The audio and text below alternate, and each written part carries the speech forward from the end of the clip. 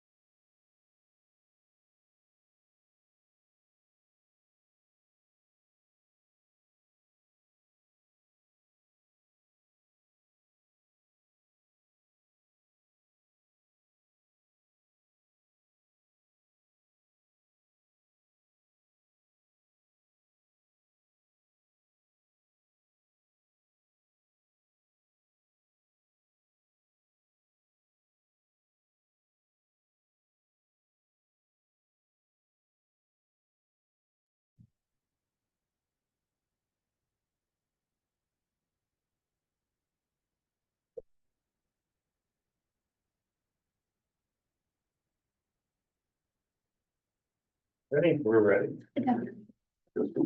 Okay, I'll call the meeting to order of the Emergency Services Facilities Building Committee. 24 July 2025, 6:33 PM. And lower level members present are Marco, Tulis, Rothhauser, Snyder, McCoo, Jankowski,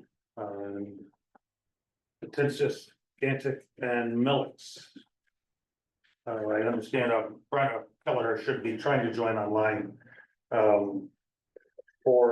Till she gets online, can we see James Knight? No, Can't?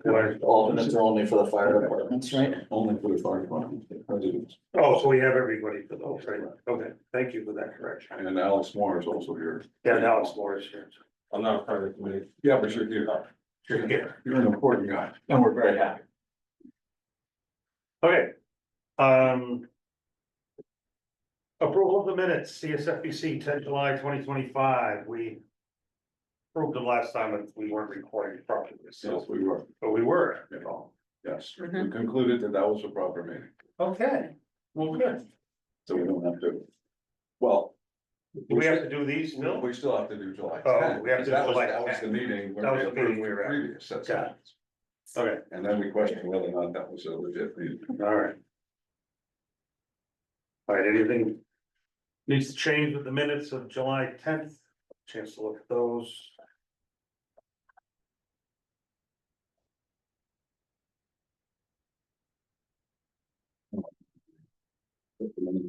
July 10th. Motion's been made and seconded to accept the minutes of July 10th. Any discussion? Any discussion? Hearing none, all in favor? Aye. Opposed, abstentions? Very good. They've been approved. Present to speak. Oh, Brandon. Brandon has joined us at 6:35. Can you hear us, Brennan?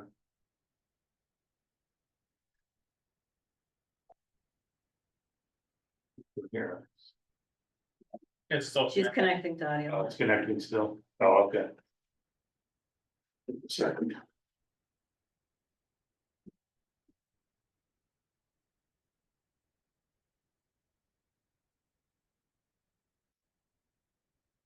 Brenda, can you hear us?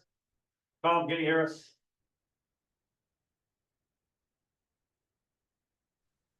I can. Okay. Good. All right, so. We had a lot of questions about the consultant's work so far. He will be joining us hopefully at 7 o'clock. Yeah, he's gonna- So- Who wants to take the lead here? How do we want to? Well, I think that. This, Ralph, you got an idea for this? Well, I think first thing we ought to do, and I kind of mentioned it in some of my notes on everybody's input. The process, before we can get into too much of the nuts and bolts of what we're gonna build, is we have to agree that the response time as predicted is acceptable for the town of Wilmington. I don't think that Fitch is going to make a decision as what's appropriate for our community. As Steve explained to me, it's what the community is used to and finds acceptable. We have a spread of response times and maps to go with. We can take a stand that we need to improve. But if we do that, it may change station locations, it may change how we operate. And so really, before we can really establish a station location, we have to be comfortable that we've got the appropriate response time for the community. That's how I understand. And Does that make sense? I definitely agree with that thought. I think that also is down the road a little bit, once we have more data and the committee feels like we're getting the, I shouldn't even say more data, more analysis of the data. And the committee feels like we've got stuff to work with because we don't yet have all those pictures. So it's hard to start getting a feeling, you know, if we can be comfortable that everywhere in 11 minutes is good, or 80% of the town in 11 minutes is good, or 8 minutes, or whatever the number is. I think we still need to see more before we can get to that point. I think, so in my mind, it's sort of in chronological order. I think we still have questions about the data itself that was used. okay, and Steve did explain that to me. I had a conversation with him about that. You see a lot of 2024 data alone.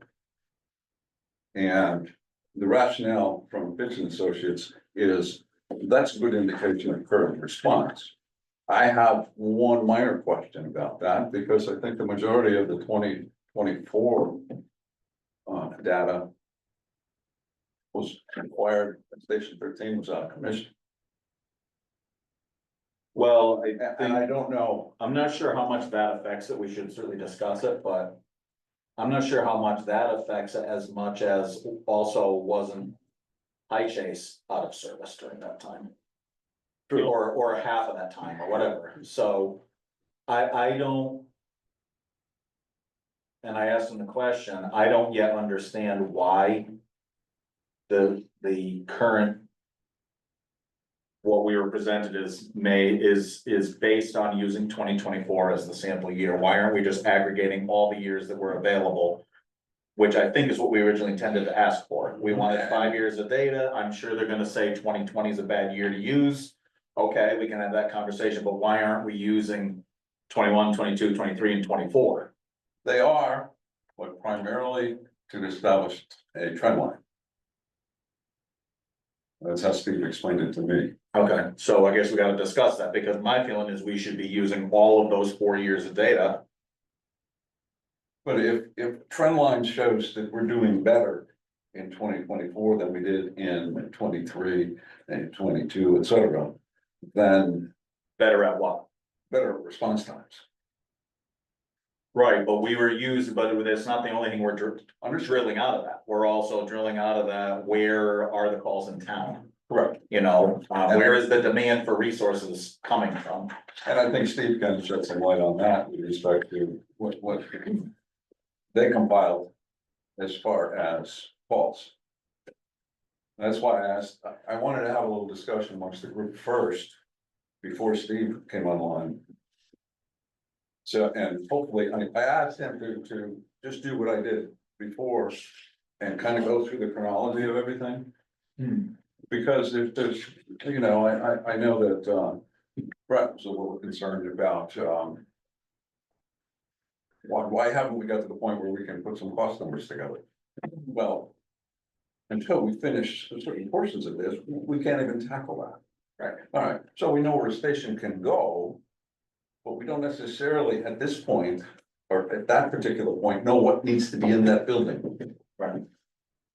And that's gonna be a driver on the size of the building, how many bays, what equipment needs to be there. And if it's multiple stations, then it becomes a little bit more important to know the distribution. Right. Of apparatus. Right.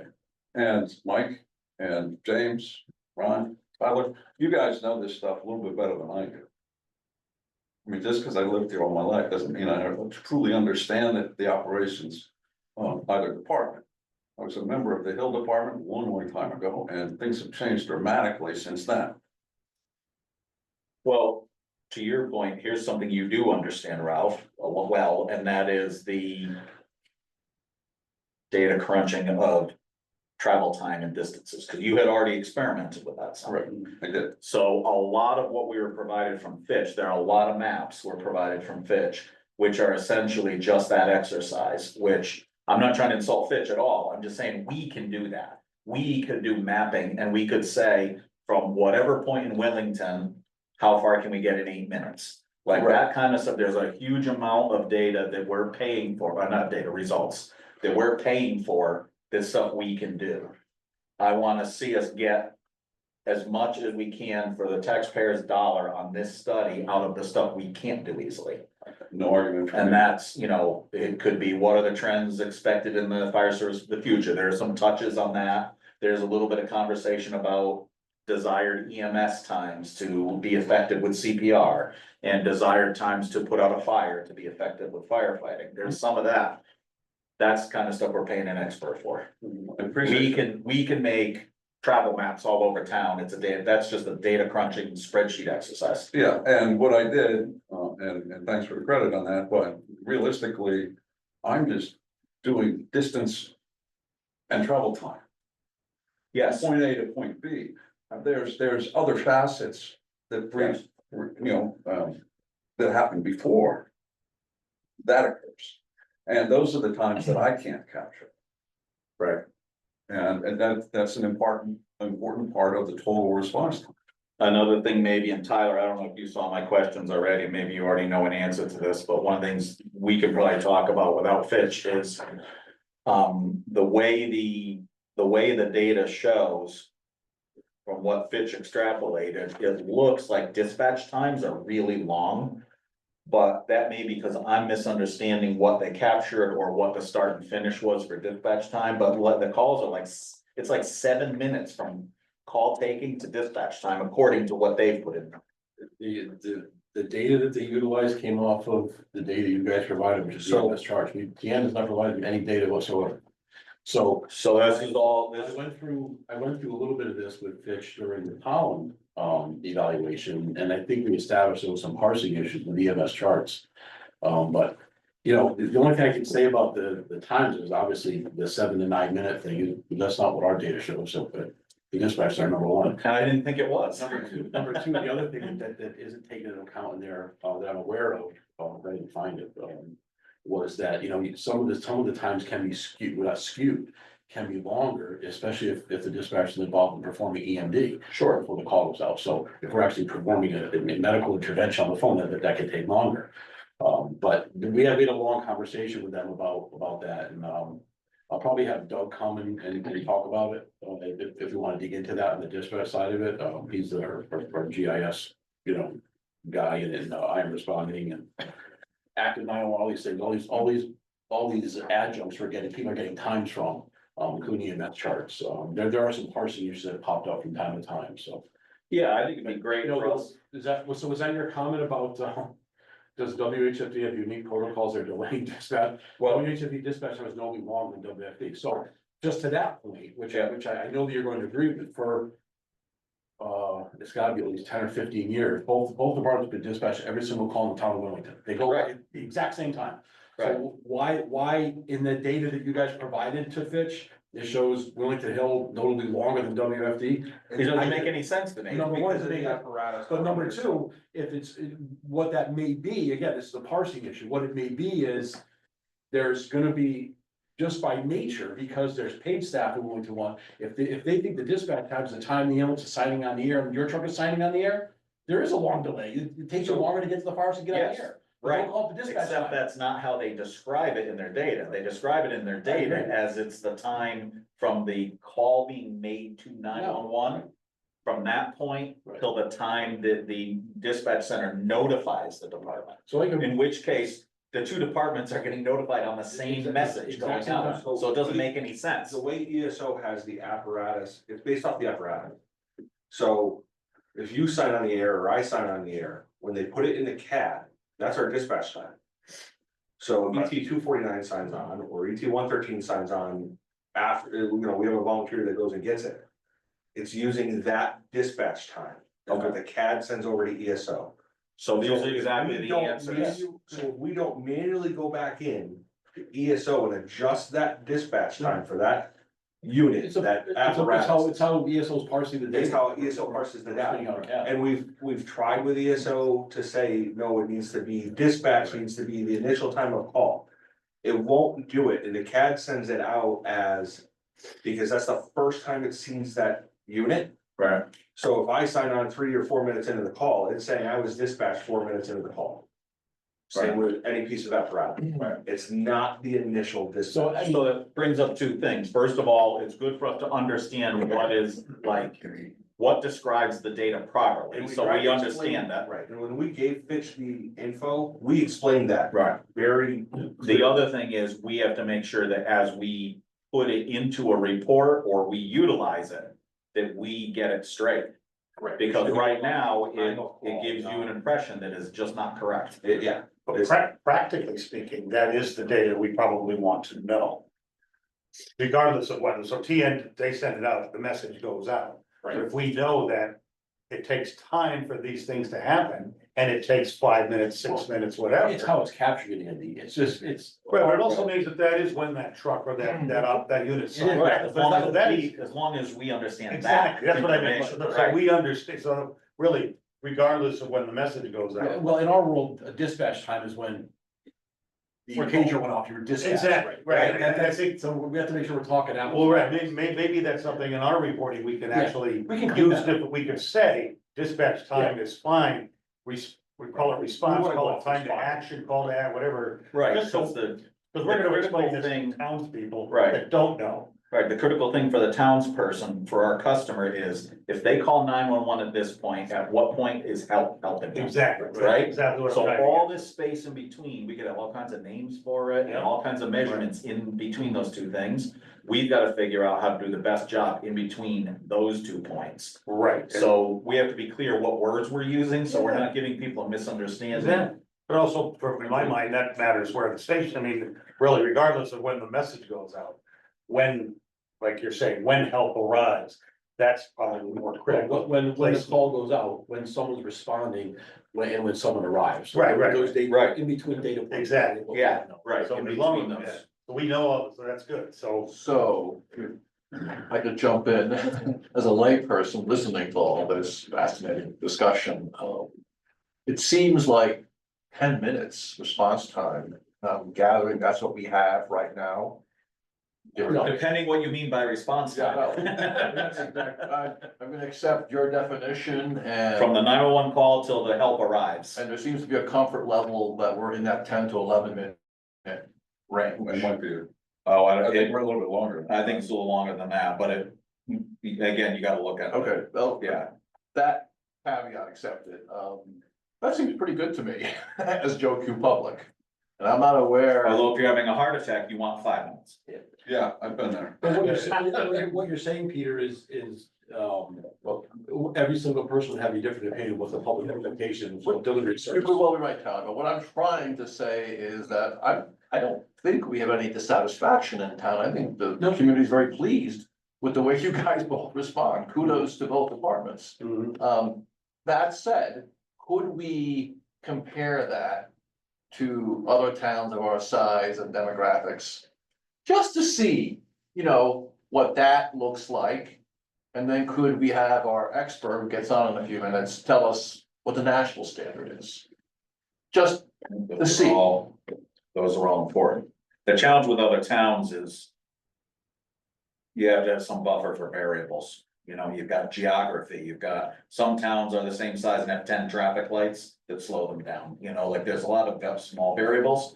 But I think you could take you couldn't say hard and fast, oh, town A is doing it in 9 minutes, we should be doing it in 9 minutes, but you could get some sort of a comparison. Just a thought. And my expectation is that, the second part of your statement is that, as our consultant, that will be a talking point. Of national standards for responses for EMS, fire, are we falling in that, are we failing? How can we improve? I don't mind the status quo, I understand what you're saying, but I also want to know how we can get better. Agreed, and that speaks to Ralph's point. How that impacts our current locations or if those locations change. Well, Mike, did you see anywhere in, pardon me, I don't have it in front of me, was there any considerations for ISO in his data so far? As far as what kind of. I don't remember seeing anything about ISO How in much the insurance we get, conversation. How we currently operate now, and how the placement of firehouses may affect your insurance ratings and your insurance. No, nothing like that. That There's might be no the first thing discussion to of talk about. anything. The closest was the diagram that was inserted, there was a graphic inserted about, combustion, about fire taking off, Yeah. the amount of time versus the acceleration of the fire. Fascinating. Not unimportant data, but Useless, but fascinating. Yeah, I was gonna say, it might be fascinating to you. No, it's not, I mean, It's a facetious, it's lovely not. little graph to me, it made no well, sense. I think in isolation, it doesn't do much, I think. Free burning fire, fire burning. I think they, for the layman, if it's explained right, it's the idea of, wow, as time progresses, things get exponentially worse. Just like the heart attack thing, after 5 minutes, your chances are really going downhill. What is the AHA standards for heart attack? 8 minutes? Is it? I don't remember. It's somewhere in there. He's gonna be joining us, how do we wanna Open here. organize our thoughts with him? I think the first thing I heard was, I think the most important thing is the years of data, Yes, and it sounds like, so what I was listening to those, I didn't really think about the station closing or the high chase people being closed. It would seem that we would want the 5 years of data, and then we want sort of highlighted those years with those things closed. And then a reasonable, we could probably look at what are those differences. Well, I mean, Those should stand out. There's a hard thing with the 5 years, is we don't have 5 years of data in ESO. Okay. So they're going off of what we have completed in ESO. How many years do you have these for? We use three then. Three Yeah, per- Well, yes, I think, well, So- Don't take your. three is better than one. Yeah, yeah, we go to the firehouse? I think I'd like to. Can we go back to the firehouse and get? That's what I was wondering, I mean, we made, somewhere there's the firehouse file. so what about, I mean, we have dumped our NFRs each year to the state fire marshal's office. We have to send each year, so that data is somewhere. Right? So that's not every call, That's not every call, Oh, because we're only dumping the fire calls off to the state. but we should be able to access our old firehouse data, I just don't. what I'm thinking, how can we access? So Andy, I think the 3 years is better than one. Yeah, 3 years is better than one. The issue is. Yeah. Right, and then we should be able to look at it and recognize the amount. It's gonna be a little bit more reliable than 1 year of data. Yeah, okay. And I want to hear from what, you know, what's coming, when are we gonna see the meat and potatoes of this thing?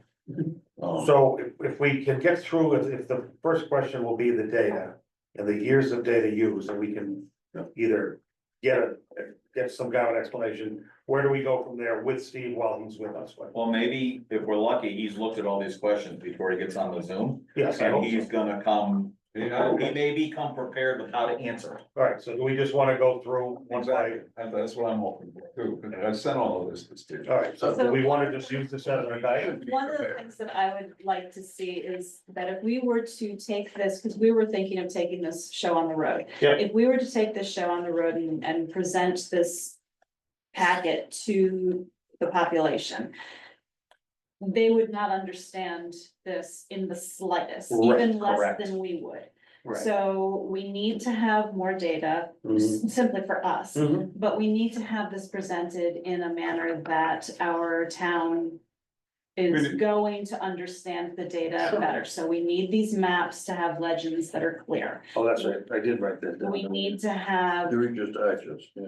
we need to have some of these terms explained because they aren't. We need to have these graphs have some kind of explanatory paragraphs in them. You can't just dump all of these. Some of the things. graphs had explanation, I noticed, but it wasn't. Not Yeah. enough for me, Yeah. and I mean, I've been listening to you guys about this for a number of months now, Oh, so. he's here. And then after that, we need analysis. Yes. Yes, this is the first draft, so. Serious. All right, Steve, Stand so still on. Yeah, it's almost like looking at a picture. can you hear us, Steve? Still muted. He's muted. There we go. How about now? Yeah, great, Okay. Good evening. great, yeah, good, we're almost all of us are here, have you had a chance to review the information that Ralph sent to you? Yes, I've Okay. been able to answer most.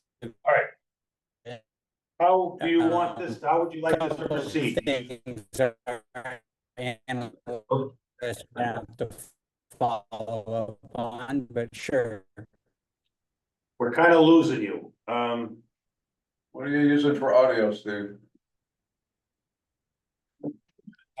I need Well, I'm that. using my computer. I didn't say anything. we're not hearing you very well, Steve. Well, I hadn't said anything yet, so. There you There we go. go, much better. Much better. So, yeah, I haven't, yeah, so your question was cutting out though, but I think the essence was, how do you want me to proceed? Is that correct? Yes, how, you've had a chance to review the questions, how do you think this should go? Do you want us to just fire stuff off at you? Or do you wanna tell us what you've seen and what you know, and then we'll see if that answers our questions, what works best? Yeah, if it's pleasing to you, I'll just kind of try to go down the questions that Ralph sent. That 'Cause- works, everybody, we're all in agreement, thank you, that's great. Okay, sure. So if I start off on number one, the easy answer is what Ralph already, he pretty much identified a lot of these already. But yes, we're certainly committed to finish the full scope of work. But at this stage, because of how long it took to get usable data, we focused on providing you the technical resources of the data in the GIS so that you could start your internal conversations on your facilities, and then we'll round out the rest of the report over the next couple weeks and get that to you. The next piece of that is there was a question about looking at, the historical districts versus looking at everything from the township level. We agree 100%. Our ultimate intent and all the recommendations and any alternatives that we'll provide will certainly be at the township level. But we did want to make sure that we were sensitive to the per district historical performance so that we didn't inadvertently have any blind spots or anything that would impact service or have any concerns, both operationally or politically. So that's why we analyzed it that way. But everything from here will be at the township level because nothing really surfaced on that one way or the other. And Everybody then, come, yeah, okay, just check it with the group, keep going, thank you. okay. And then the next piece of that was looking at the multi-year data. We wanted to kind of answer that. And I talked to Ralph briefly yesterday, but the reason we look at the multi-year data from a trend standpoint is really just to see, is your call volume growing? Is it pretty stagnant? Are the distribution of calls, as in the call severity, are you having more or less cardiac arrest or more or less ground level falls or more or less fires, things like that. So that's why we look at the multi-year data. But regardless of whether your data is increasing or decreasing, if we average 3 or 5 years of data, in your case, 3 years, but if we average all that data together and provide a report, it will either understate or overstate your resource needs and your station commitment because it won't be representative of the most recent historical performance. So that's why the majority of the report focuses on the most recent year, but we certainly account for all the other years as far as the call volume and the call types and all those kinds of things. Now, Ralph did ask, because of the station closure, just in case we wanted to look at what the actual performance was in 22 and 23, and we've created a table. I have a document I'll send. I'm just waiting on one more piece of information. I'll be able to send that probably tomorrow to you, and you can review that as well. All right, so that will have those years, because there was another factor, it's in the notes here about High Chase, which was what do we call that? It's a high demand. It's a high demand facility, and that was closed as well, and already now that it's open, calls have increased. So that 2024 year wouldn't have captured those calls, but the prior years would have, so. If I think I heard you say you're developing 21 or 22, 23 as a separate thing that we can look at, is that what I heard? Yes, yeah, and I've already completed that. I'm just waiting on some other information, and then I'll send you a reply to all of these questions. Okay, well, does that answer everybody's, about the data, does that satisfy? Peter, you looks like. Yeah, so Steve has all 3 years, he's not lacking any data, and he can give It was us. just the way he presented it, but now we can take that out and we can look at that as a. There's nothing holding us back, there's no lack of data on Steve's side or our It side. doesn't seem so, now, For those up here, we're gonna have to work with 3 years though, because the other years are not available in a because digital. of our, because of our record keeping We can system. get to 2017 if needed. Back to 2017. 3 years seems reasonable, I'm happy with that. Okay, Okay, all all right, right, so we can debate that some more. all right, cool, All right, thank you, Steve, that's great. Okay, and then the next piece on question 2, I don't have a very specific answer for this, but the question was really related to whether or not that squad, I think it was squad 149 was included in the primary units. So part of our process, what I can say definitively is part of our process is once we get the data and process it, we package all of the units that were available in the data set, and we send them back to the client to get those classifications kind of finalized and approved for which units are in and out, what the locations of those units and all those kinds of things. So I'm confident that we probably didn't make a mistake on that, but probably what happened is inadvertently in between the exchange and us getting feedback of which units are in or out, that one was deemed to be out. But I wasn't able to confirm exactly what the source is, who provided us that feedback, et cetera, because my analyst wasn't available this afternoon. But I'll certainly get that tomorrow and be able to give you a little more clarity on what the impact of that is and why it wasn't included. Right, being the, so hold there, everybody. What is squad one It's forty-nine? service 149. Service one Oh, forty-nine. okay. And Steve, well, for everyone who's not in the fire department's here benefit, the reason I asked that question is service 149 is for certain types of ambulance medical calls.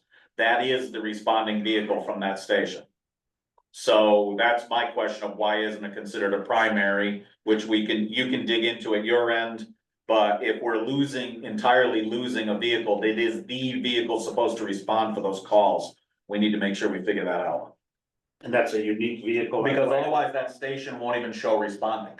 I see. Okay. Yeah, and that's an easy fix. We just have to go back and see why it was excluded and then reintroduce it and rerun that. That's all. Okay, Okay. Yep. and all that data is available. Alec, looks like you I had a mean- question. Okay. I can say that on the surface for sure. If it was excluded, it should be in there. Right. Yeah, Right. Good point. Yeah, It's, but if it was never there, then we have a different conversation, right? I can't Okay. answer that. Right. Is everybody happy so far with the answer? All right, keep going, Steve, thank you.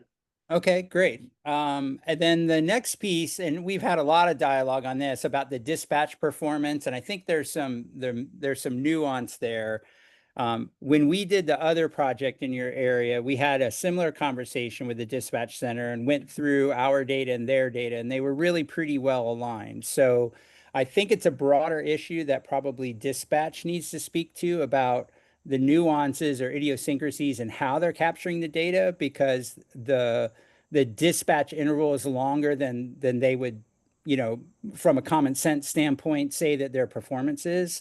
But the data, neither their side or our side, really tease that out of what the issue was, and then they were going to look into it further. What I can say specifically to the difference between potentially the difference dispatch time between the districts is also a nuance in how we at Fitch process the data.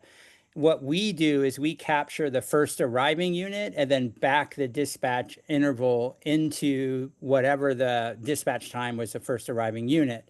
So there's going to be some differences potentially between, say, a staffed unit that leaves immediately and goes versus a non-staffed unit that maybe took longer for the dispatch time frame for the unit that arrived first, right? So there might be some nuances along the line there. We just talked about that, Steve. I think we're on the same page and we're gonna dig in that a little bit deeper. Thank you. Okay, Good. perfect. What I have committed to do is I'm gonna have our analyst go back and not do it that way and just get it at the earliest dispatch at either the agency or the station level, and maybe that'll share or shed a little light on Yeah.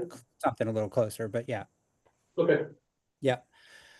And then the rest of it was somewhat redundant, where different people were asking similar questions. So just from a high level, 30,000 feet, I wanted to talk a little bit about the GIS. So from a definitional standpoint, any of the mapping that you see that shows a surplus station, all that means is that that station wasn't required to meet 90% coverage at whatever the time interval was of that particular analysis. So it doesn't mean that those additional stations couldn't improve response time or I should say improve coverage percentage, but it wasn't necessary. So from an efficiency standpoint, let's just for a very broad perspective, I know this isn't true, but it does frame what we're trying to say.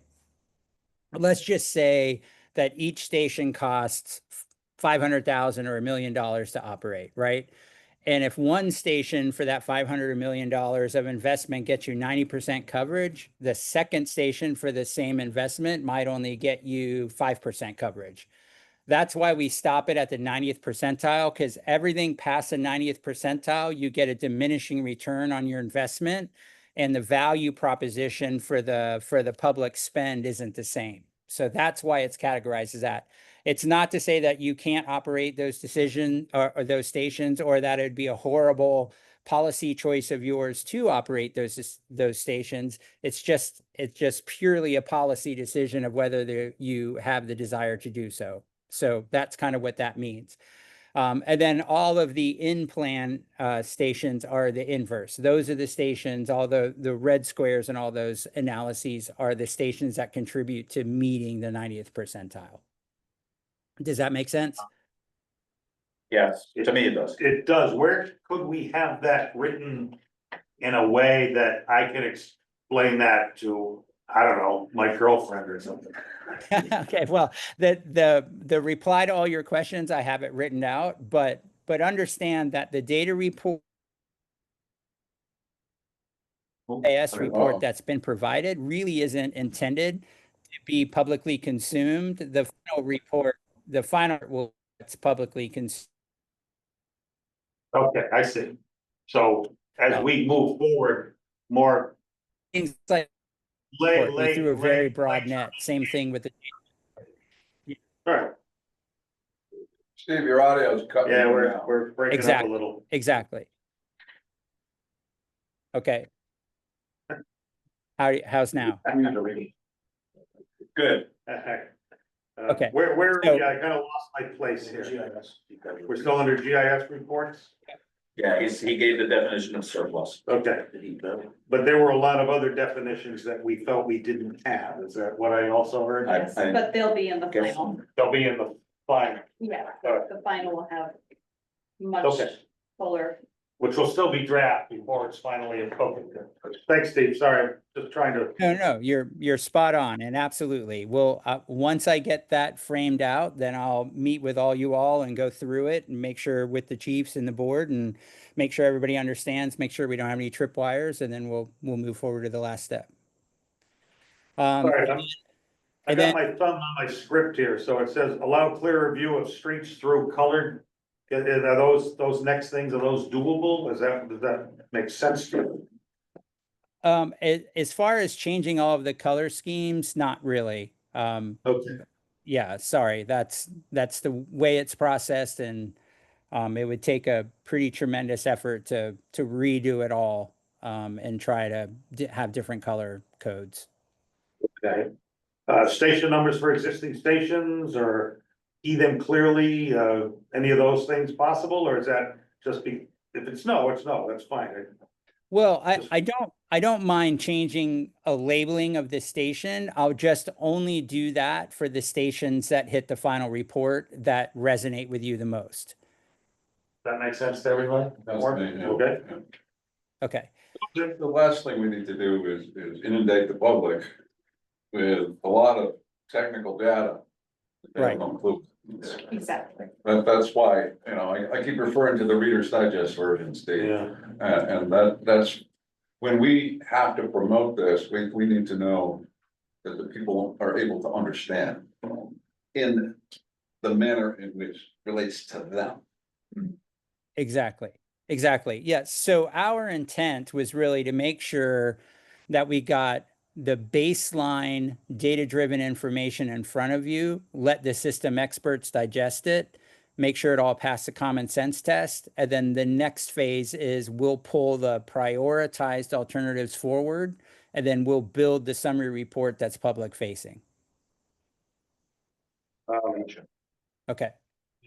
you said prioritized alternative, is that what I just heard you say? Yeah, Well- so that's really, if you'll let me walk through the last example, I think Yeah, you'll, sorry. yeah, you'll get what we're talking about. So really in essence, and I tried to just summarize, and again, this will be in what I send you tomorrow, but if you summarize all the different elements that we put in the GIS report, it really boils down to a couple new things.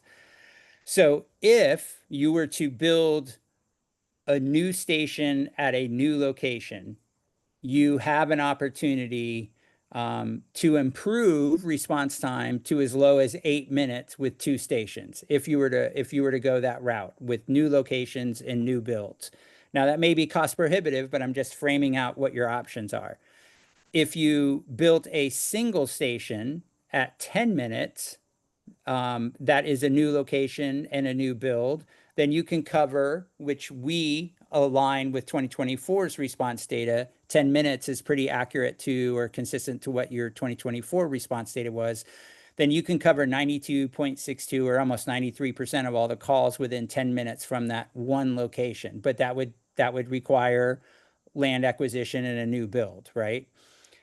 If you looked at all of the available facilities in the Willington between the two departments, plus including, the 190 Tallinn location, then really the only single station option would be right at that 92.62 or 93% of the calls, and that would be 10 minutes.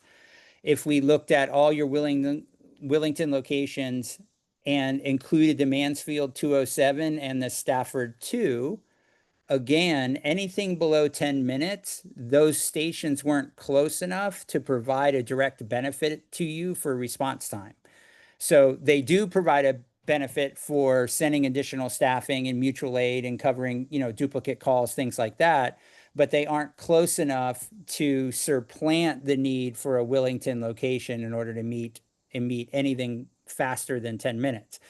If you wanted something, if you wanted 9 minutes, then the current location for Willington FD1 and the Willington Hills location could get you 90%. And then if you were able to stick with the 10 minutes as the more conservative option, will once again provide you with a single location. And in that particular analysis, the Willington FD1 location actually could meet right at 90%. So the moral of the story with all those different options is we believe that you could replicate or maintain what the current performance is and consolidate to a single location. But you as a policy group are going to have some flexibility to decide, do I invest in a current location? Do I move it to a better location potentially? But in the end, you have several options for a single station solution at 10 minutes, which we think is reasonable for your geography and your call volume, et cetera. And it gives you a good opportunity to have some co-location and or consolidation of the efforts between the two organizations. So Steve, going on that exact line of thinking, one of the questions that we gathered is, how do we make sure that the fire demand and the EMS demand are both accounted for in case they're divergent?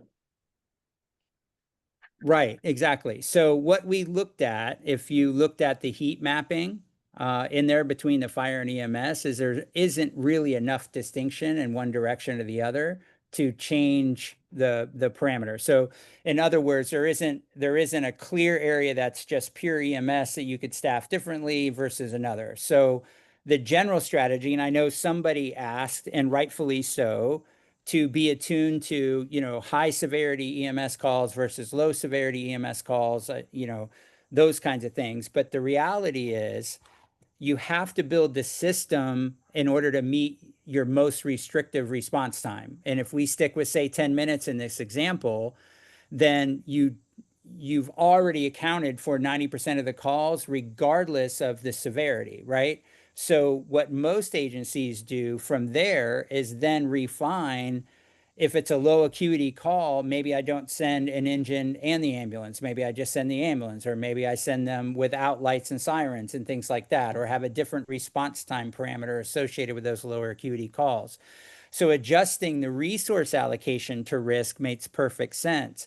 But if you tried to make a longer term investment like a station location or a staffed resource, what was high in cardiac arrest this year might change over the next few years, or what was a higher risk fire area this 5 years might be a different high risk area the next 5 years. So trying to attune the station location to that kind of distribution geographically of the severity of your risk isn't really the best practice. So build the system to cover, that's why they call it a readiness model, build the system to cover, to be able to respond to 90% of whatever comes in from your location, and then you can attune the staffing or the qualifications or the specific apparatus type to that risk, but at least you've covered your ability to respond in a commensurate manner.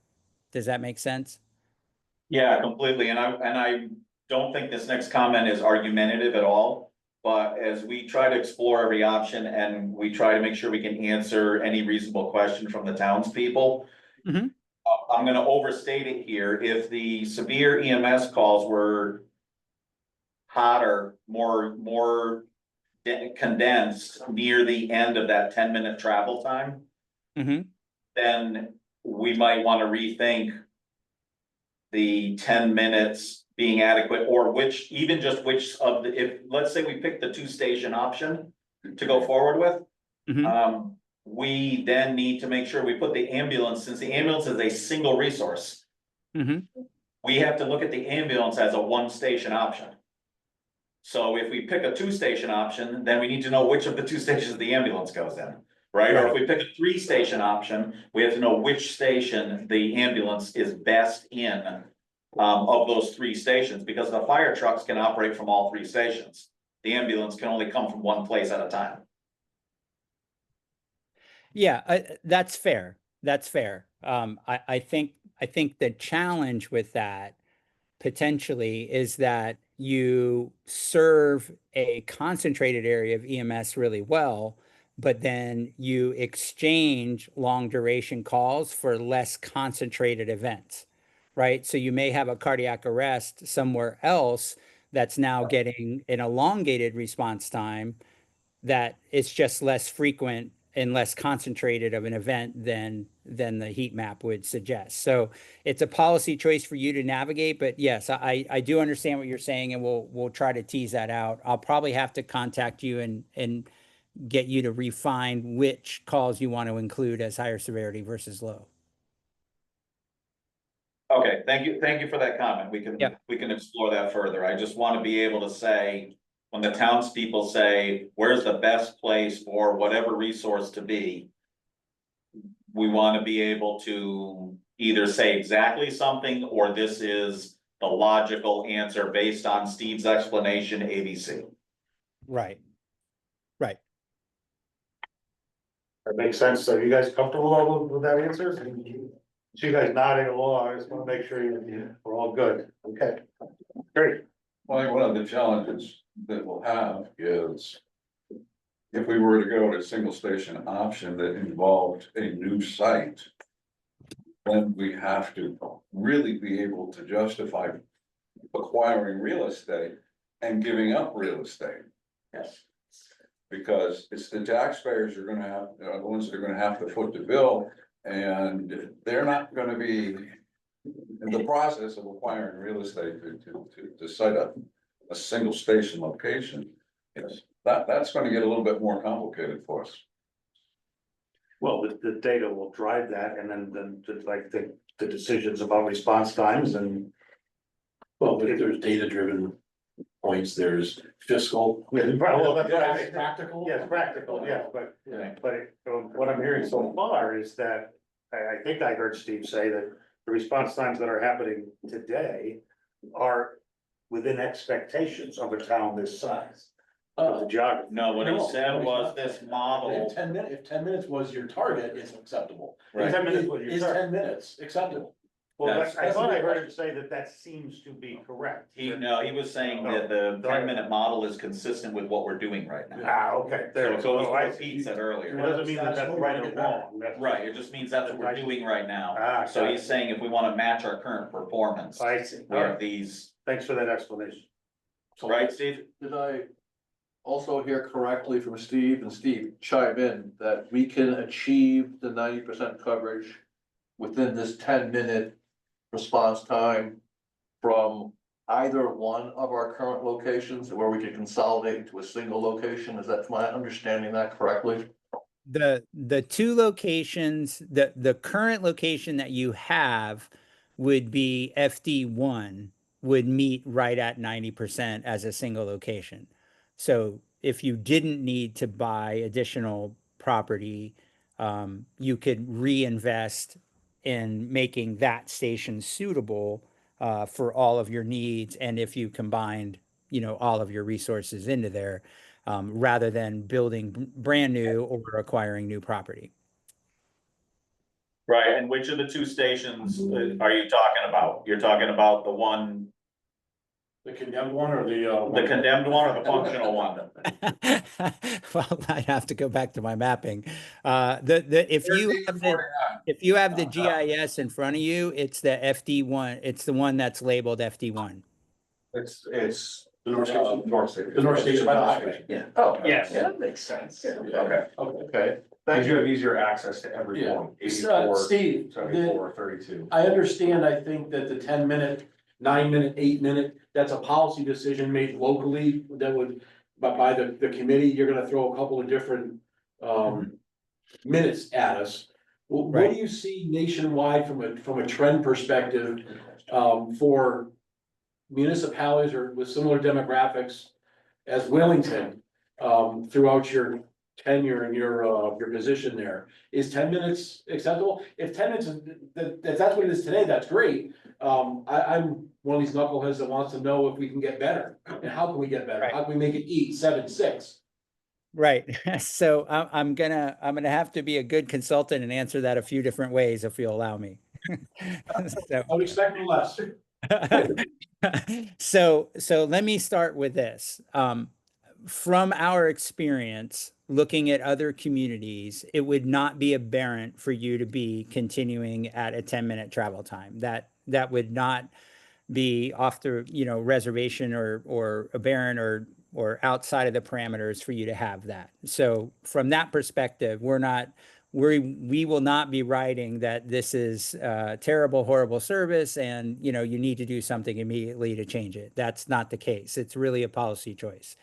The way I anchor that is from this perspective. Let's talk about EMS specifically. When you look at EMS, all of the evidence-based research in EMS that looks at calls that have a high risk of mortality, which is usually between, say, 5 and 15% of your calls at max. Getting there in 5 minutes or less has an impact on the risk of mortality.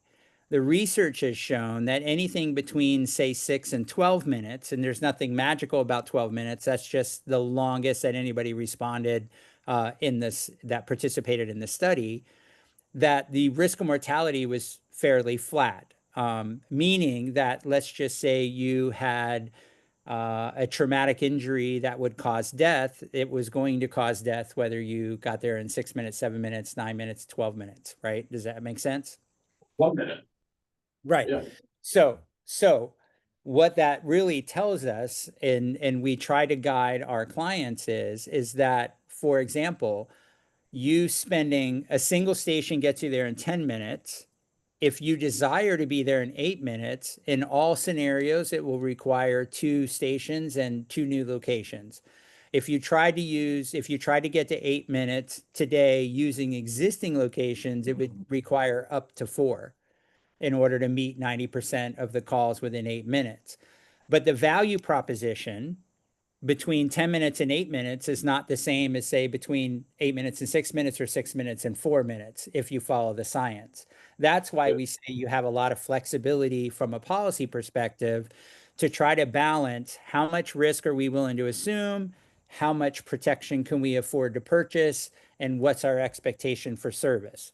So from there, there's nothing wrong with you wanting to be there in 1 minute, 2 minutes, 3 minutes, 4 minutes, as well as there's nothing wrong with you saying, for what we can and have a desire to spend and what we think we can accomplish consistently, then you may elect to say 10 minutes is pretty reasonable and the community doesn't seem to be up in arms about the current performance. So you kind of have a lot of flexibility from a policy perspective to have that discourse internally and draw the line in the sand of what you want to do.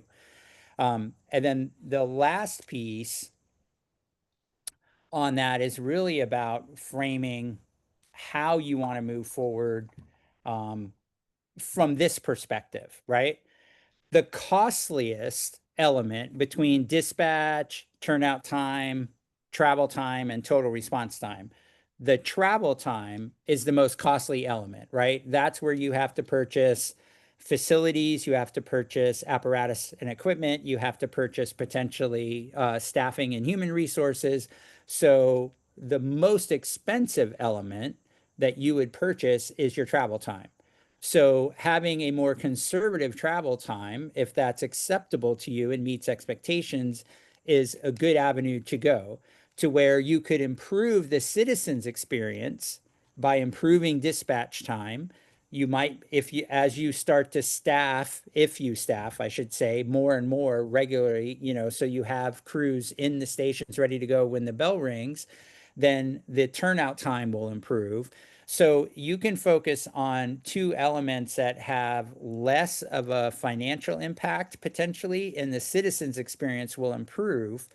Where the citizen doesn't know, all they know is the time between when I call 911 until the time that you arrive and mitigate their emergency. So playing with which element of time that you have your greatest investment and make your policy choices is a pretty good avenue for you to go in order to maximize the benefit to the community. Said succinctly, you might be able to improve 2 minutes elsewhere of the citizen's experience, but it would take a tremendous spend to improve 2 minutes on the travel time alone. Yeah, so. For strictly discussion's sake, the two fire houses that are existing now, you invest in those for, I'm using rough numbers, $10 million, $5 million each. At 10 minutes, you wanna go 8 minutes? It's gonna cost you another 3 or 4 million to build another firehouse. You wanna talk to 5 minutes, you gotta spend another 5 million on another firehouse. And the problem with that theory though is even if you had unlimited funds to do that, you don't have any people to fill it. Yeah. You don't have any people. That's the biggest problem. And the ambulance in our current setup is a single station solution anyway. So you can't build 2 ambulance locations unless you doesn't have decide to we're be. gonna run 2 ambulances. Yes, because you have two, you could split them, Right, but you gotta staff. correct. Right, I'm just saying our current Yep. model, Yep. ambulance, EMS is a single station solution. Unless you can consider unless it's viable to consider like service 149 from one location going and starting care, if that meets the goal or not. So we've gotta talk about all that stuff. I think really, That's a local policy. Yeah. Again, even 10 minutes, we have to get by the 10-minute thing, is 10 is they can settle what you want. That's what we have to talk about here, that's not something Steve can't make a decision for, Right. but.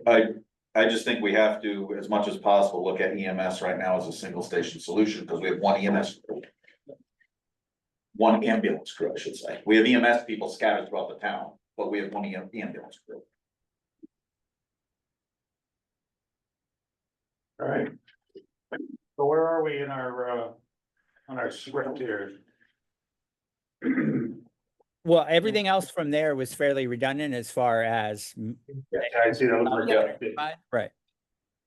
All right, we back up, Steve, the very first page, there's a couple of underlying topics there, are those just a yes or no? I don't want to spend any time on them. Do you plan on covering all those within your final report to this group, all those subjects there? I think we talked about this earlier, Mhm. later, and these were gonna be included, it just, they may not have. Are those the underlying things, Riley, you're talking about? Yeah. Yes, absolutely. We'll walk through all of those. The final summary report will address each one of them. Okay.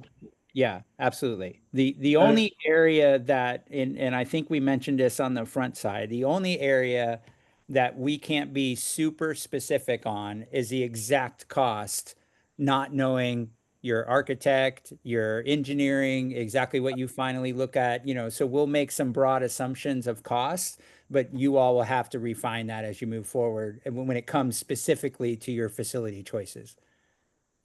Yeah, when we wrote the RFP, we actually wrote a scope of work also that got into that better and said we were only expecting order of magnitude pricing. Unfortunately, when the RFP went out, it didn't go out with the scope of work.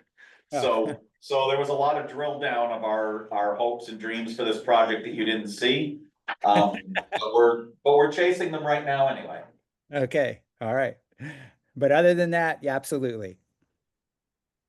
All right, So, what else, are there any other questions that didn't get captured that have percolated up in our minds that you wanna ask, or anything at all, now's the time? Steve, you said that the, color coding can't really be changed, that's kind of built into your system. So knowing that, do you think there's any ability to get a little more clarity on those? Because at least the versions we saw, it was pretty hard to see through the colors and tell like where the streets were and things like that. Yeah, what I'll commit to is when you all think about, okay, what we really want to focus in on is say a 10-minute solution, or we want to focus in on an 8 and 10-minute solution, then I'll go back and whatever those few maps that we're going to bring into the summary report, yes, I'll go back and we'll work on that and get them tightened up. I just can't afford to do that for everything we did already. Understood, That makes sense. understood. Steve, is it possible to produce those maps on a fold out 11x17? Well, I mean, I have the maps, they're all pictures or PDFs, so you can print them however you want. Okay, I'm just wondering. I can if send it- them, I can send them to you outside of a Word document if you wanted to, blow them up. When we get down to the final ones we wanna present to the townspeople, we should probably talk about how to format them as Yeah. big as we can Sure. reasonably do that. Yeah. Land use to help us with that too. Yeah. Maybe poster board a couple Yeah, things. it would be nice. Okay, All right, anybody else? Brenda, do you have any questions? I see you're still there. We're still there again. They're there again. No, I'm here, sort of. No questions. Thanks for asking everything for me. Okay, thanks. All right, so what's next? Steve, what do you need from us to continue? What are the next? So this, we parsed the draft, talked about it. You've answered a lot of our questions. I think everyone, I'm looking around, everyone looks satisfied with the answers. What happens now? Yeah, so I will work on putting together the draft summary report. But what I'll need, and I'll go through Ralph, but I will need to turn this around over the next couple weeks. I'll definitely need to get access in timely response from, follow-up questions like, okay, if we're going to run this scenario, what price point do you want me to use for an EMT? You know what I mean? Those kinds of things. So as we go through, there'll be some incremental elements to make sure that we round out the analyses for these other things on the top of that first page. I just need to have some direction and make sure we're doing it exactly how you all would expect. So Ralph, do you think if he's emailing you questions, you can turn them out to whoever pretty quickly, you think? Or do we need someone else to be a key point, a contact point for that? I or- think I can handle that. Okay, well, I know you're busy. Well, I have a few things on my plate, fine. All right, I work late hours. 1:30 in the morning. Yeah, I've noticed what time I get emails. I was in the office with last 1:29. I emailed the back, I was like, go to bed. It's all working. all right, well, Steve, I appreciate you joining us tonight. If you don't have any other questions for us, do we have any other questions for Steve? Steve, how fast do you need to know which items were, like, how fast do we have to get to the point where we're gonna focus in towards the final report? I would say quickly. I mean, if my goal is to get a draft summary report to you in the next 2 weeks. So if We you should- want, right. Oh, it's fine, actually. Okay, Okay, sounds good. All right, well. Anything else? Okay. Well, Steve, thank you, and I don't want to take up any more of your time. I appreciate you joining us tonight and reviewing this and answering the questions. Absolutely. Thank you very much. You all have a great evening. Okay. Thanks, Dave.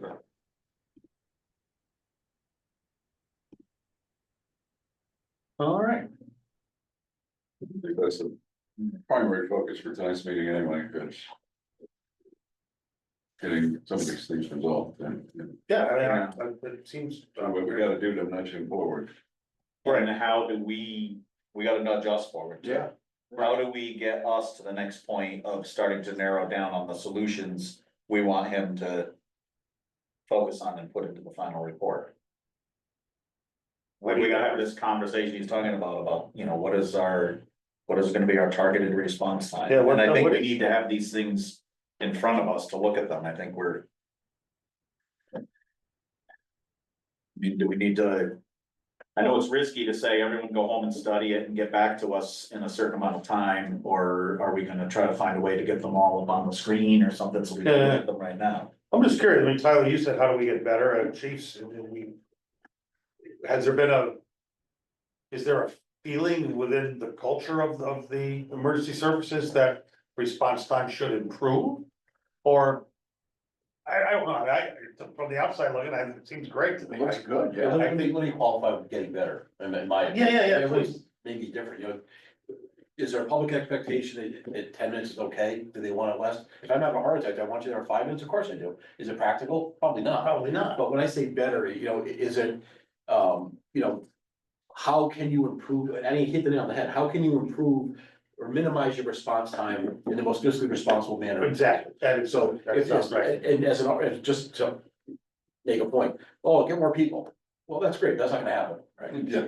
So if you wanna get from 10 to 8, and in being able to get from 10 to 8 requires hypothetically a paid person at Willington Hill to get that service truck out, to get somebody on scene that's medically trained round the clock. A much more fiscally responsible proposition than building a firehouse for 10 million, geographically sitting there with nobody there. Nobody in it. No, right. Those are the questions, when I say, there's a million ways to Right, get better. right, But I don't wanna get mired down in the BS of, well, yeah, just do a recruitment drive, get more people, and you're responsible. It ain't gonna happen. Yeah. So how do you get better? But isn't that a great question to ask the consultant to say, okay, and I'm not saying that this is my opinion. Yeah. Just 10 minutes is fine.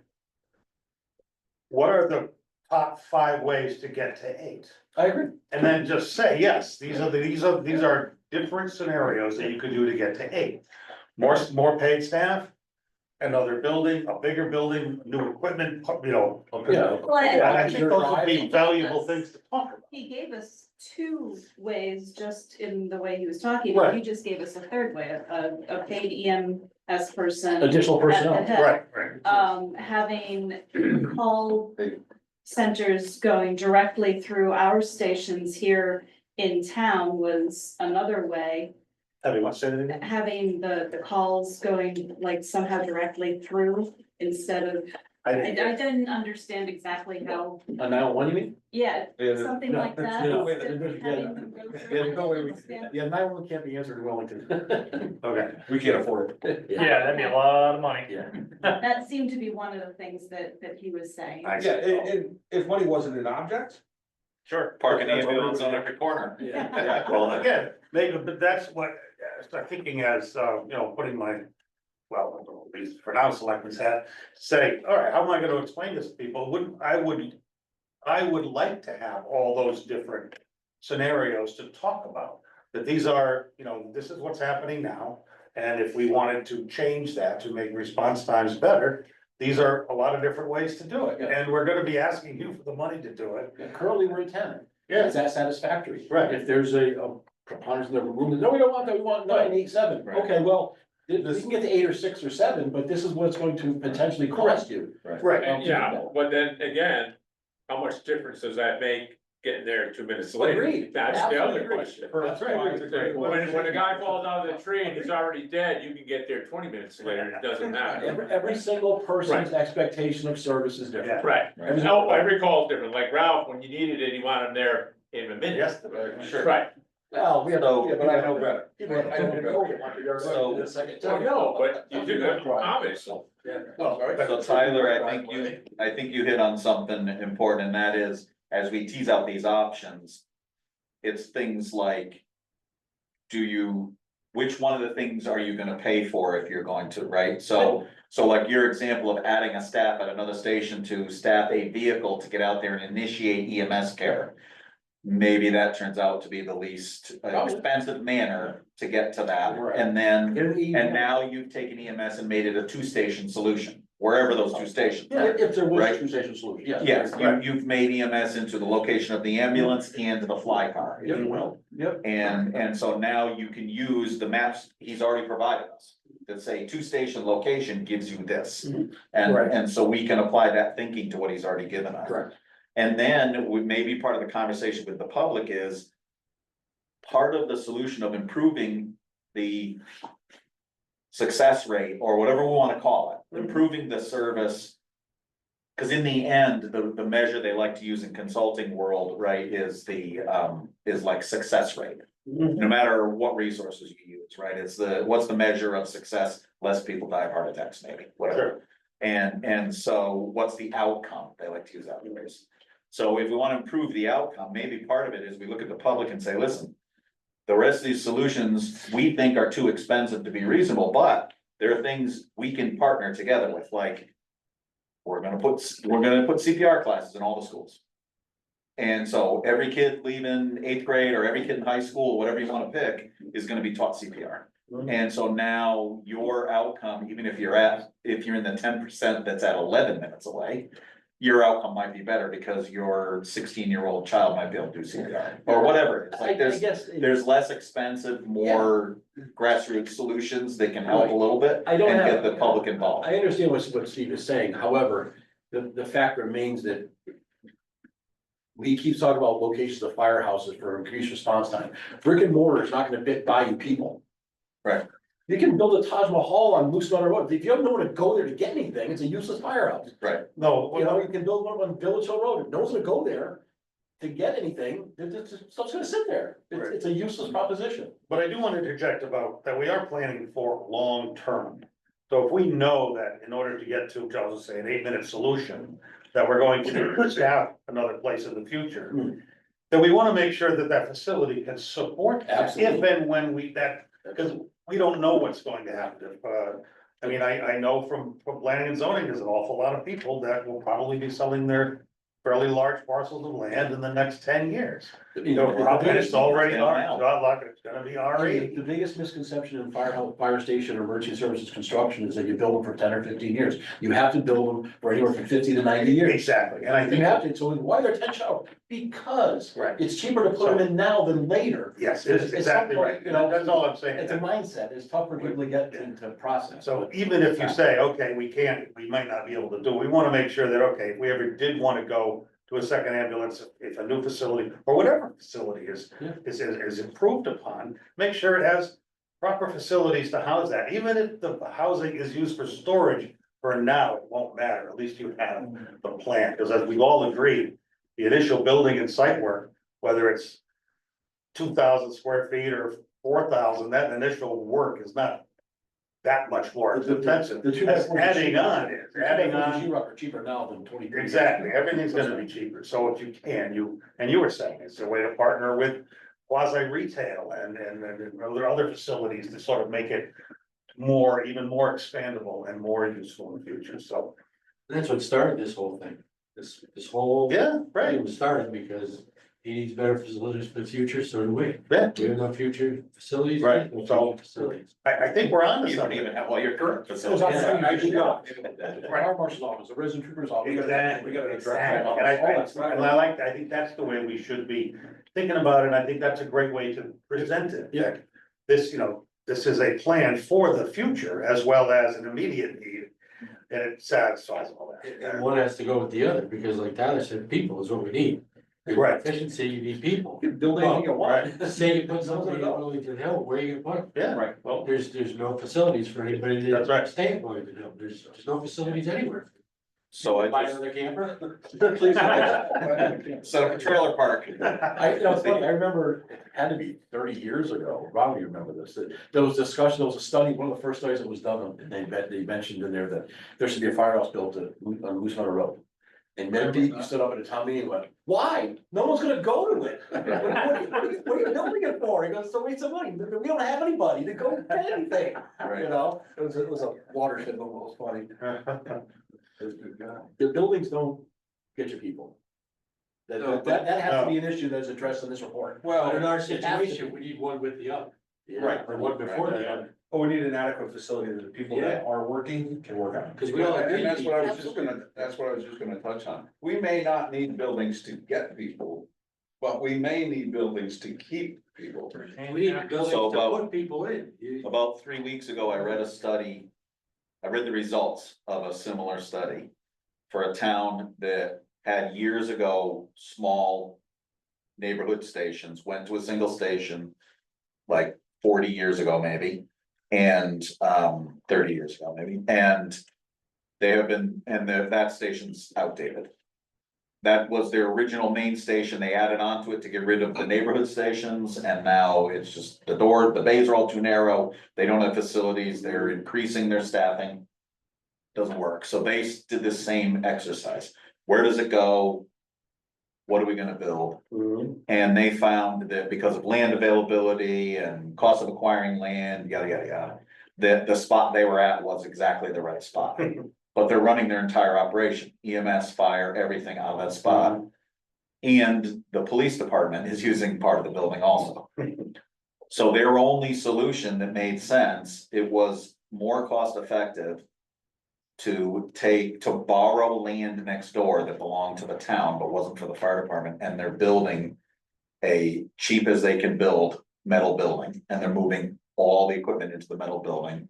And they convinced the town museum to let them take over the museum for offices. They're moving into that so they can tear down the current fire station and build a new public safety building on the exact same spot, because it's the spot that makes The sense. location. So again, it took this process of debating all these different options.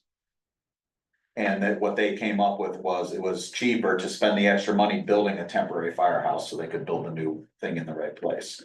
So if they could sell that to the taxpayers, they had to have the right pitch. And that's what I was reading about, was how they had to, they had to come up with all the right answers to prove it was the right thing to do with the tax dollars. I think Well, that's kind of where we are. that's why I brought it up. Yeah. But I wanna make sure that, Steve, at some point, there's gonna be a section that's gonna touch on the labor force that's available.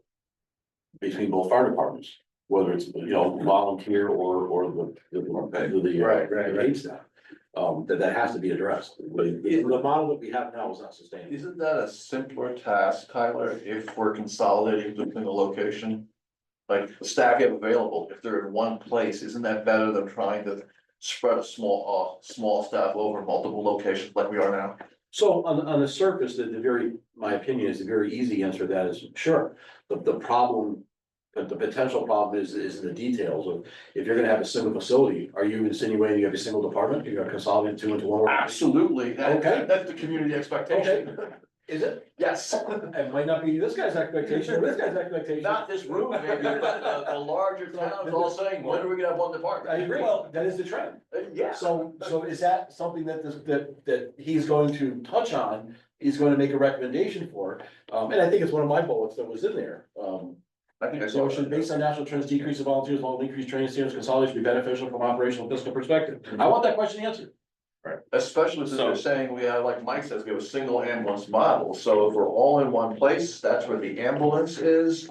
We can consolidate our apparatus and get rid of redundant equipment and have better equipment, which lowers our travel time that he was talking about, I'm assuming. Well, in that one, and correct me if I'm wrong, I did hear him say in one of his models, 90%, a 90% response within 10 minutes can be achieved from the. 13. From the Yeah, F1 station, Yeah, I wrote that down. so, yeah, so you have to be prepared for all those other questions, Peter. Your first part of your question was, yeah, put all your eggs in one basket down there, achieve the 10 minutes, everything be awesome. But there's also very practical, a very practical side of this, that are you gonna merge them into one organization? They going to be urged to merge? Are they gonna be told to merge? Are they gonna be asked to merge? What if they say, no, we're not gonna merge? There's a. And what's the Yes, result? it of could that? happen. And what's the Yeah, result of the merge? We've watched it play out in other towns around us. Yes, yeah. So there's a lot of stuff after that initial thought, which I, just for the record, I agree with you. But there's a lot of stuff underneath that has to get squared away. Yeah, and I think Before a that good happens. place to start, I'm gonna call you out on this a little bit, Pete, is since we are committee members and the townspeople are looking to us to provide information to them, making assumptions like you did, that the majority of the townspeople want a consolidation, is not data driven. That's your own Yeah, I don't know if it's conjecture. As a committee member, you should not portray your conjecture as a fact. I was not. You were, absolutely you Well, I were. was expressing the sentiments of many. Yes, but you said it was the majority. And that Okay. we have no data to support that. I think we have heard from people all over town ask the question, why? And by the way, I'm not against the idea. I'm just saying, as committee members, if we say something that sounds factual, we should have a fact for it. My only point was that there's, for every action, there's a bunch of. other- Sure. that- Intended or unintended consequences. Well, just a question or a follow-up. Could we be in a single location, but still be organizationally two departments? Sure. It As long sounds as, sort of like what happened with Mansfield, right? then eventually you're going to get one. Yeah, I mean, they combined the Mansfield and Eagleville Fire Departments, they kept independent, like they kept private the corporations, and they eventually over They're time club events. whittled down. Yeah, they were like clubs. Yes. But there's another section. I But they still have a problem there with. Some, but my, With personnel, my- they don't have enough people my either. opinion is it worked because they hired a emergency services administrator to oversee that merger.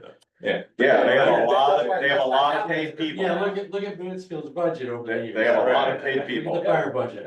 Ellington just hired emergency services, person to oversee the emergency service organizations in their community. So there's more than one way to skin a cat, but what I'm saying to you All is it that takes is money. it's not always cut and dry a lot. Because the way things should be, they're going to be, it doesn't have that. And we don't know that we're at a single station location anyway, so we don't know that yet, so. Right. I have a question, when you are recruiting volunteers, has anyone ever spoken about the facility as a plus or a minus? I mean, if people said, well, you know, So you want me to be very honest? I do want you to be very honest. I had one quit this morning because she's not sleeping in the trailer anymore, Okay, full time, so facilities matter, staff. so we, staffing, all right, but so, It was. to say that, staffing- to say that a new staffing building and doesn't, facilities. so, but, so a She's nice. worked here 3 weeks. Yeah, okay. So an adequate facility could be a recruitment and retention plus. But you're talking about two different. Two different He's things. talking about staff. I'm talking about staff. You mentioned volunteers. But Volunteers, in my general opinion, really could care less about the facility. Right. They wanna go there, they want things to work functionally, of course, you know, but, they don't come in and say, yeah, this place is dope, I'm leaving. They come in there and they respond to calls and then they go home. Yeah, Staff, someone who's sitting there 24/7, that's different. Well, yeah, for sure, yeah, sure. Somebody for 24 hours. But yeah, a, but a culture of paid staff leaving probably doesn't help. Does not. Well, the only, This mold. Doesn't help. I think the only way a facility helps with volunteer recruitment and retention is that there is a certain amount of effect of. Just like, what do they call that thing in urban renewal, the broken window effect? Yeah, right. So if people work in a place where they perceive people either don't care about giving them an adequate facility, or it's not maintained well, or it's dirty, or whatever, then they will settle to that lower level also. Totally agree. They'll follow the lowest common denominator down. I totally agree. So there's some value in a better facility for recruitment and retention, but when you look at dollars for results, No, it doesn't have to be gilded, but it does have to be appropriate. Yeah, if the motivating factor of building a $10 million firehouse home to get some more volunteers. That's not- that's a poor Yeah, investment. that's, to do it. It's gonna be a poor investment. it wouldn't be the talking point, You have the same amount of people that wanna come and add the trailer. but I bet it would be an added value, maybe not the trailer. would be a. Maybe not the trailer. I can keep that. All right, well, I look forward to what he's gonna produce. yeah, and so Ralph, he's gonna contact you, cause you seem to be the gatekeeper, you have become the gatekeeper of all things. Yeah, for now. Regardless of information, and you don't mind doing that, you're not, I don't mind doing you're it. not complaining too much yet. And, Give me time. yeah, well, when you do start complaining. You'll, and I think all of our old business items are starting to become answered, though, it does seem like these things are we'll be able to close on many of them. I totally agree with that. All right, so next meeting, Before we go on. Yeah. So next steps, it sounds like Steve wants to be working on submitting to us a final report in a couple of weeks. do we have to pay him anything? Well, that's always good too. Well, we probably have to give him some guidance at least. But yeah, so how will he know what we're deciding on in terms of the final location of the building, you know, so he can, He may never. you may never know. Why would, Is he doing that in the abstract, like just taking all this well, down? no, I mean, it might take us quite some time to decide what, he's gonna present us with solutions. But he's not gonna tell us how to proceed after that, right? My understanding, we're gonna have to pick a model that we think is. Yeah, we pick a model and So he's gonna give us a menu of options in his final report. Yeah, well, that's, I and know what's what I was acceptable, hearing, right, that, that's what's acceptable to us and. yeah, right, that, for, All of them being viable options because he's the expert. Okay. right, here's your single station solution, this is what I'll give you, here's your using current facilities, that'll work. And then we'll have to decide that, but it wouldn't be up to him to make that decision. Okay, I got it. So, If you so want- in or am I wrong about that? in a couple of weeks, we'll have that menu of options and then we can sit down and decide which one we like. Right, I And, think, and then at least start putting budget numbers to that and then going to the community. it'll be a So, draft summary, right, I mean, it's Am not, I oversimplifying? it? Yeah, but he said he'd like to know as soon as possible where to focus. yes, So he said he's emailing something tomorrow, right? yep, So if that can get flipped back out to all of us right away. Well, that'll happen when I get it. Right. Well, I don't need you to send it out before he sends it to you. I'm somewhat linear in that way, I think I can. No, figure I it out. understand that. We need to look at stuff right away, and we need to go back again and look at the GIS report more and start yep, thinking about the conversation tonight, where that's leading us to, like, we're not. I think we can all start focusing in on what we think, now that even just what he said, that if we look at our current performance is 10 minutes, which is what you actually said at the beginning. Mhm. And I didn't believe that to be true. Except maybe he's looking at a different part of the data than what I was looking at because of this terminology thing. Then we're gonna have to start pointing him in the right direction pretty fast. mhm. Can I go out on a limb here and really stick my neck out and make a statement? Go, Ralph. I think there's two paths that we could go. Go to two-station solution. 25 Old Farms and River Road. Or single station solution at 25 Old Farms. And what percentage of what, how many minutes to cover 90%? What's your? Well, I think. I don't have them in front of me. If- so- if- I think we can accomplish that fine. Well, if two stations, if our goal was 10 minutes to 90% of the time, you can do that with two stations. What if you said you could do that with one station? He did say that. Right, I know, Yeah, so why would we do two? that's my question. Stop stealing my thunder. I agree. Why are you looking? Well, then the answer would be the rest, or the discussion would be the rest of it, we talk about. The culture.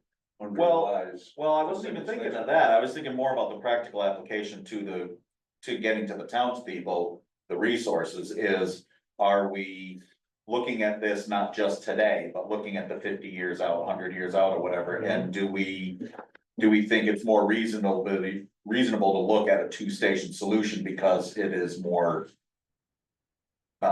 what's the word when you can, scalable?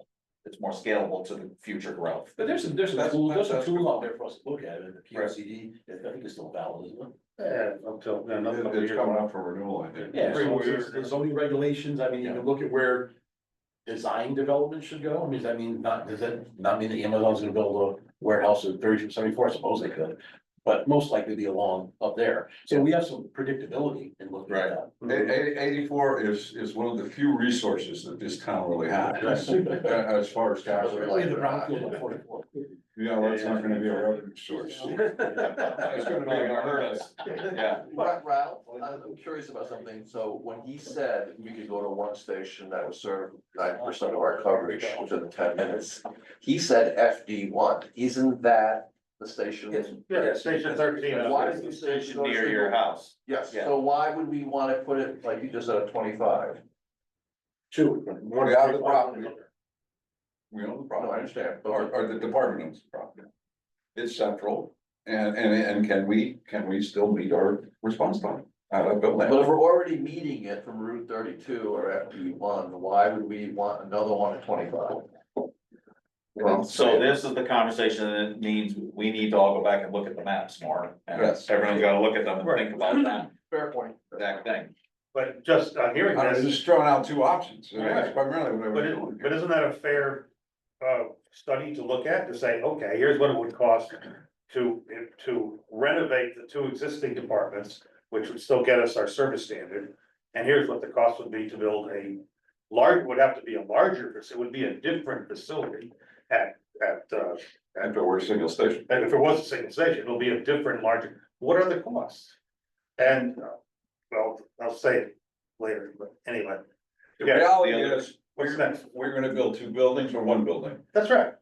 And we should, because and we should be able to present those options to the townspeople with So- some reasonable costs associated. So the other factor is, we do have to think about, we haven't talked about it yet, is what is the time it takes, the staffing resources to get from their homes to the station? That's a great. And then we're not really looking at that. Well, we see that data in one way because we see how long it takes to get more apparatus on the air. Mhm. That includes the time for people to go from their home to get the apparatus.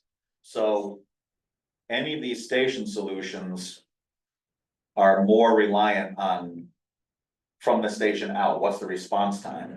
So if we, like, if you look at geographically, where are all the staff, the volunteers located? That's pretty hard to do, right? But then, like, where are all those people coming from? Do they all live on Route 32? In which case, a Route 32 solution makes a lot of sense. Yeah, right. But Do they live scattered all over town? And then they could be new people next year, who The hard knows? part, well, that's the hard part, is Right, it's gonna change in 2 years, or 3 years, or 4 years. You know, we need to project this out Right. 20 or 50 Well, the years. Wellington Hill people won't change that much because we're kind of a land of steady habits, but. Well, the other hard part is if we're projecting it out 50 years, as you were just mentioning, there's 85 acres that just went up for sale. And you were saying that there's acreage coming up for sale, and God only knows what other tax is sale. There's like 400 acres just between Ruby Road and Jared Sparks Road, Yeah. between those two properties. There's like 400 acres for Yeah, sale. right. you're talking about Kings and. King plus Kings of the the- gun range, with the gun range. 500, Yeah. So if, Kings is 212, if the Zadlax is 300. parceling of the town is going to be shifting, then where are we Right, looking for right. these 11 minutes, 10 minutes, Mhm. whatever to be going to? Those are all considerations. That's a hard thing to predict. It is. Because Wellington doesn't change all that quickly. Well, No, What I if mean, there's the a new, last- what if there's a new school somewhere? Even the generational change Right. of property ownership still has quite a bit of time from that transfer of property to any kind of. What are our newest developments? It's like Ashley and stuff, right? Is that the newest? That's, that is, that's the new Yeah, but stuff. then- And those, I mean, that's been there for 7 years now. They were finishing it when I And started. not all the lots are even sold yet, but then. and the road's already there. Went and put that apartment complex up Mhm. right across the street from the firehouse Right, there. yeah. And that thing's huge. And that is costing them staffing resources Yeah. to properly protect Can you that. imagine if we would put that thing up on that 400? well, that's the thing, that could change them. And Yeah, a that new was- school might go somewhere else, and all those things are under consideration. But then there's the developability of a lot of these large parcels. That's, like we have a lot of properties. swamps. We also have a lot of rock and steep slopes too. Yes, we do, thank heavens. Both King's property and Satellite's property are both horrible sites for residential subdivision. Yeah, they are. Yeah, there's like 200 and some foot elevation differences from the lows to the highs on these. Yeah. Yeah. With streams running right through them that are year round and all kinds of Beautiful property. beautiful property. As they are. All right. There's nobody online anymore present to speak. I think everybody in the room has spoken. No correspondence, really. Next meeting, 14 August, I Um, think that would be. a good Before one we to have. conclude regular Yes. business, Mhm. we didn't have anything on the agenda for new business, right? Correct. No. I'm gonna bring something up, maybe we can add it as an agenda item once I say what it is. The property that abuts the back of 25 Old Farms Road, which was Rob Hipsky's house, the brick ranch. Went up for sale yesterday, the day before. Yeah, I saw it on Zillow. And that property borders the 25 Old Farms property on two sides. Really? It borders the back, if you go into the old St. Jude's parking lot and look straight back. You see the Oh. back of that house, Yep. so the back lines abut, and the 40-foot road Oh, strip that goes out to Route Yeah, yeah, yeah, 74 yeah. abuts the. I guess that would be the east side of that Hipsky property. We had been talking, Willington Hill had been, and we've talked some in this about survey. yes. And there were debates with the previous owner, with Mr. Hipsky, about where the property lines were. Maybe we could discuss, seeing if we could release a little bit of money for a survey. Reason being is he's brought up to other people that his father, who we got his house from, may have put the septic system where he said his property was, which would be that easement. So there's contention whether his septic system's even on his property. Oh dear. How awkward. Yeah, so the question, How about I move to add an agenda? that sounds fine. I move to add an agenda item to new business, discuss possible survey of 25 Old Farms. Have a second? Was it? We have a second one, okay, a motion's been made to add a discussion item under new business, to talk about. A survey for 25 Old Farms Road, any discussion? Just so I understand, so we'd be going to Board of Finance to say we want money released from the allocation to this committee. We have a ballpark number on it. To survey the property that's the It was, 25 is the St. Jude's. it was depending what level of survey, we didn't know we were gonna ask tonight because this happened 2 days ago. Yeah, sure. Um, It wasn't surveyed when it was sold then, when the last title was transferred. Correct. Okay. There are, when we bought it, Why'd you, how did you see part of the survey? well, cause we were able to find a couple of the property markers and we had a map. We got a map from St. Jude's, but there aren't pins at all the corners, so we don't know for sure where So they you are. you just get away with the zoning location survey, couldn't they, Rob? What's that again? Say that You guys again? get away with the zoning location survey? The basic. Start surveying. So it'll be- They're all the same, right? Property line No, surveys. If you're looking at boundary survey today, you're looking at it too, It's true. Yeah, today too. which is just horizontal. Yeah. Okay. Not vertical. All right, so we'd be going to the Board of Finance, to ask for money to survey that property, We're gonna have to have an amount. and Three bids. it comes out of this committee, why? Well, What is the purview of this committee over that property? well, the question for discussion is. So Willington Hill previously had money Right. for survey and engineering that got reallocated to this committee. Okay, And then Okay, we were that's okay. told, if you have questions No, about that's stuff perfect. like that's that, fine. That's, go to this that's, committee. yeah. Maybe the Board of Finance will have a completely different idea next time. No, that's exactly right, so money was. So that was, Mike, just for clarification, that was an approved, this one of those, some of these things that was approved through CIP and was voted on by the taxpayers to actually fund a survey at the Forest, but the Board of Finance decided not to give it the money. Yeah. Yeah, Yes, I believe that is correct. Okay, because they And wanted, then it was, because they wanted this. if you want, if you want to do anything to do with the properties, because there's now gonna be a facility study committee, that should be That's- recommended by the facility study committee. and that makes perfect sense. Yeah, you have any numbers? Okay. I mean, See if I can find the email. I would, Russ Hines is a local guy, That's why. yeah, surveyor. yeah, Russ and I have been talking for about 3 or 4 years about him coming out and giving a surprise. He hasn't showed up yet. Yeah, well, he's- You have to keep, Well, yeah, well, I can relate to that, being in that position, because I have to answer a lot of Russ Rob, Hines. can't you survey for free? Gardner Peterson, they do a lot of stuff around here. An engineer. Can I survey? Yeah. but It wouldn't be. I had asked Gardner and Peterson years ago, They're pricey. I got, I Yeah. don't think I'm opening it, I'm just trying to download it. They're pricey, but $8,000, that much? Yeah, I don't know. I can't remember. I just. I've worked with them, I've had them do some work for me and they're a little bit. They're there. Land survey services from Gardner Peterson.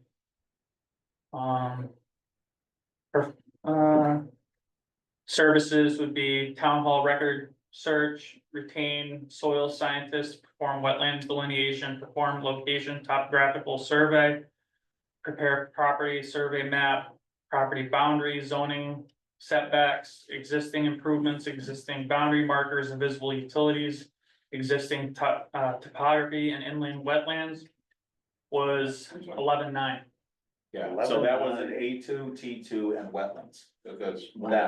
That quote. Yeah, I know. I'm remembering now, yeah. Yeah, Yeah. All we really need at this point is to verify the boundaries to an A2 standard. Pin it. And. Yeah, and there, some of the markers are there. There are a couple stone markers. That they could pin the rest of it. I think if you went with a limited A2 at this point, It's like we're not. 5,000. Really, that's flat open land pretty much, other than some brush. Yeah, you're not having any mountains in the. Yeah, right, right. Poison ivy.